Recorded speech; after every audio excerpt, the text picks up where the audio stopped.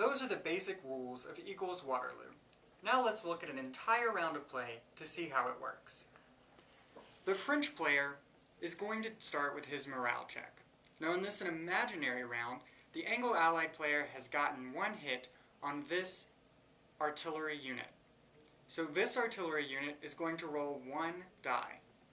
And because he's B morale, if that die lands on a 4, 5, or 6, he will be defeated.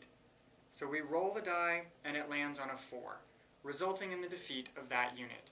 And that unit is taken off the board for good. Now the French player is ready to move his units.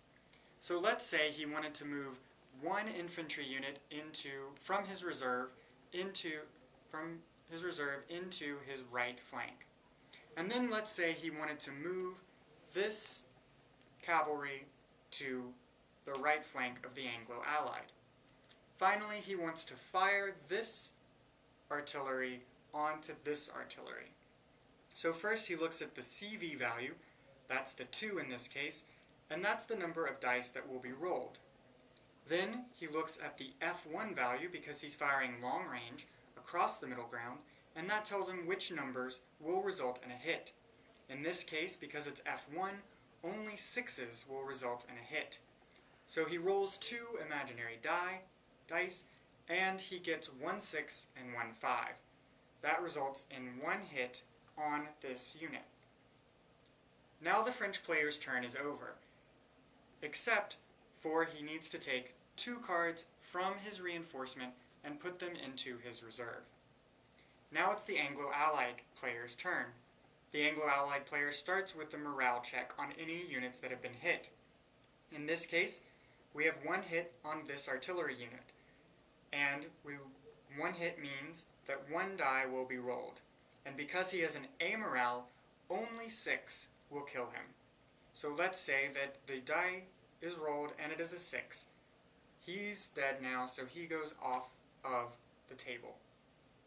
Now this unit over here wants to attack this unit, and so he rolls 3 dice at an F1, and so he gets 1 hit because he only rolled a 6 and 2 1s.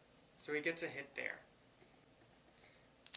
And he can move his units wherever he wants, and then he picks 2 units from his reinforcement to go into his reserve, and then the Anglo-Allied player's turn is over. Now we're going to add some more rules to the game. The first set of rules are formation rules. Formations in the Napoleonic era played an important role in the battles, as did the type of arms that were available. Let's first look at cavalry. Cavalry, when they shock, so when they use the S at the bottom, they become winded, and this is signified by turning them sideways. They cannot shock anymore once they've been winded, and they can only fire at F1. They become unwinded or unblown if they're disengaged. In other words, if they move out of the combat zone. So for example, let's say that this cavalry unit had moved over here and shocks this infantry unit. That means that he's going to use his S3 number when he rolls the dice, but he has to be turned sideways because he's blown. Now, any time in the future that he fires on somebody in this area, he can only fire on F1.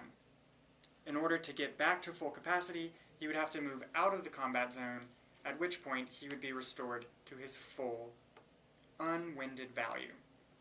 Now, one note about cavalry.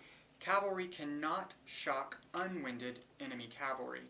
So this unit could not shock this unit. But if this cavalry unit was winded, he could shock him, at which point he would also become winded. One final note with cavalry.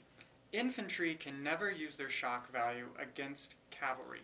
However, infantry does get plus 1F, so in this case it would be F3, or plus 1S, so S4, when targeting artillery. Now infantry has 3 formations that it can adopt. Line, which is the default, column, and square. So if you do nothing, you are in line.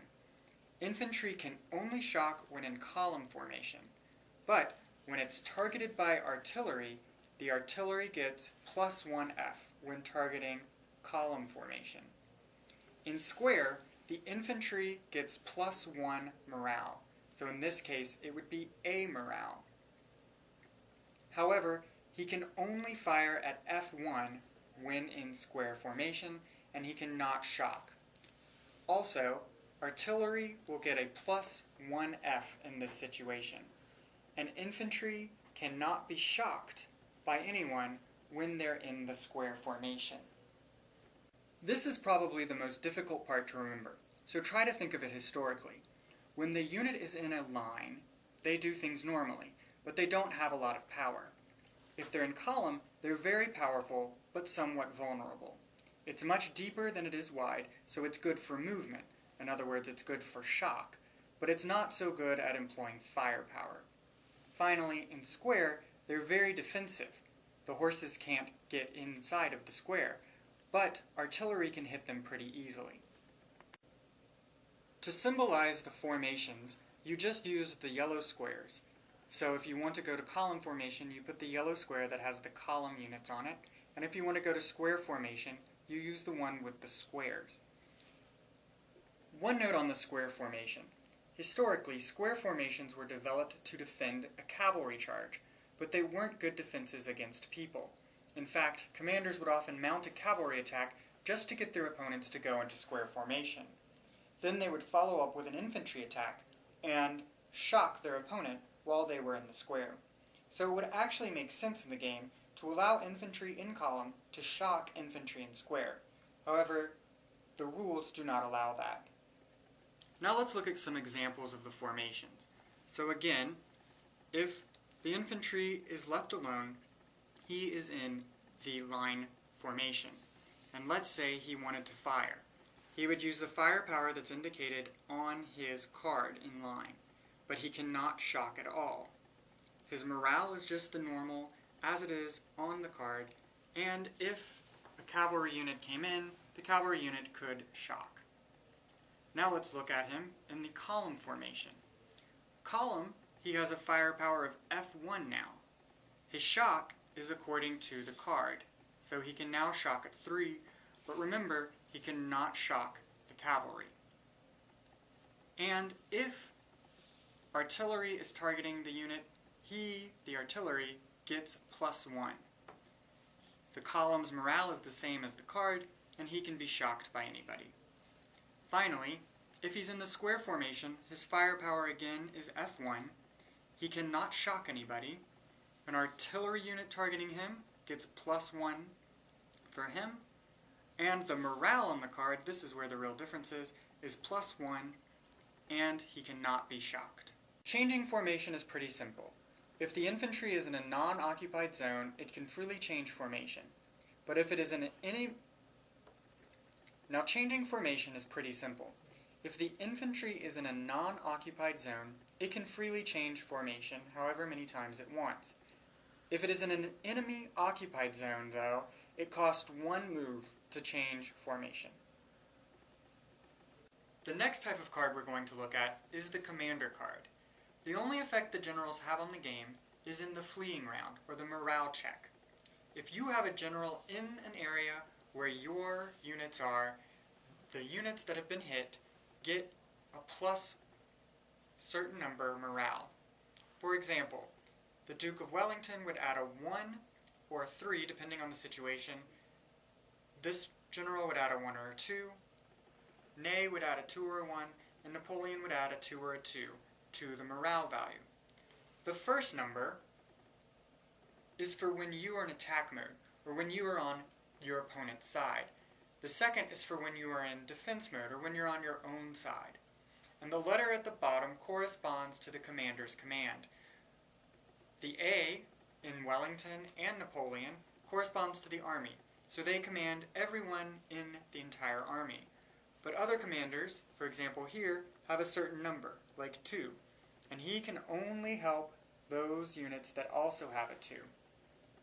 So when you roll for your morale check, you will subtract the general's rating from the morale dice that is rolled.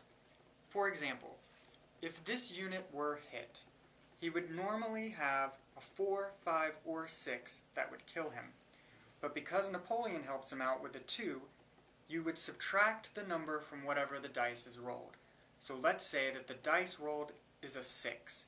You subtract 2 from the dice roll, so now it's actually a 4, which would still kill this unit because it's a 4, 5, or 6 for Bs. Generals can be hit though. If any of their units in the same area are targeted and a 1 is rolled on a dice, then that general gets a hit. And in the morale check, the general always goes first, and however many hits is the number of dice that are rolled. And a 6 always kills a general. Finally, if Napoleon is killed, the chief of staff becomes an army commander. Otherwise, he can do nothing. Now we're going to add terrain cards into the game. Let's take Montplaisir for example. Montplaisir was a small village that might have played a prominent... You should zoom in on Montplaisir one second. Oh, God. Now let's talk about terrain cards. We're going to add them into the game. Let's look at Montplaisir for example. Montplaisir is a small village that might have played a prominent role in the Battle of Waterloo. Notice it's a blue background, so it can only be played by the French player. Also, notice that it has an L, so it can only be played by the French player in his left wing. It can't be played on the right or the center or anywhere on the Anglo-Allied side. Let's look at an Anglo-Allied terrain card, the Cherry Woods. These were a forest prominent in the Battle of Quatre Bras.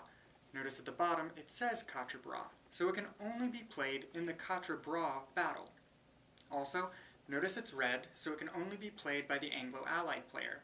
And because there's an L on it, it can only be played in the Anglo-Allied left wing. With buildings, no one can shock infantry that is inside the building. Other than that, you just follow whatever the card says. For example, here it says that one infantry card can be inside of this building. It would get +1 morale, and it could only fire. So it would have no shock ability, and it would have only its F2 value. Finally, we have specialty cards. These represent different battle phenomena that could happen during the battle. For example, friendly fire or a bayonet charge. Essentially, you just do whatever the card says. Then, you discard the card after you've played it. This is how the game board should look when you start the game. Notice that all the cards remain hidden until they are actually played. And of course, your reserves always remain hidden from your opponent. In setting up the game, each person gets all of his cards, and you set the Prussian cards aside. Each player takes one terrain card. Here the Anglo-Allied has the Bossu Wood, and here the French player is playing one of his buildings, and you put those out where they're supposed to go. The French player starts with 10 cards in his muster. In other words, 10 cards that can go into his right, his center, his left, or his reserve. The Anglo-Allied gets 9 muster cards that he can put in any of his flanks or in his reserve, and 9 cards in the reinforcement, and the French player gets 4 cards in his reinforcement. And then the French player begins by moving his units and attacking the Anglo-Allied player. So that's how you play Eagles Waterloo. And if ever you get lost, just look at the cheat sheet that we've created or the flow chart. Enjoy playing.